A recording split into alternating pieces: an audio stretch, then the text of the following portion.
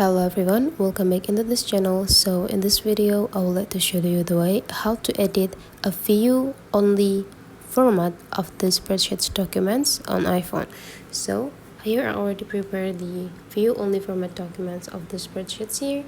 So whenever you open it, there will be information of view only down part here, and if you are not having this information, you can just check what is the format of this document. But go click this three small dot, and right after below the title there will be like the format type of the documents here written of view only. Means that I cannot edit every single cells on this documents.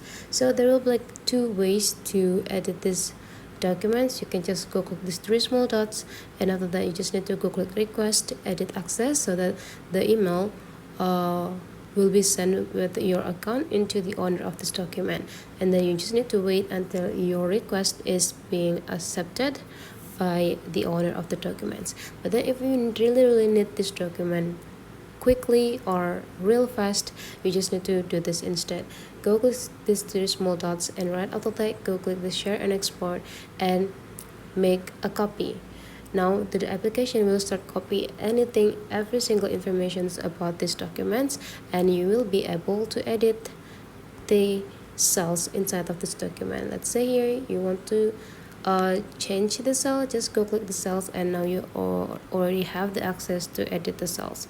You can change the nominal or the information, and just go click checklist button, and you just need to click checklist button again, go back, and you can rename the name of the title here by go click these three small dots, scrolling down until you found the rename, and you just need to prepare the new titles of this.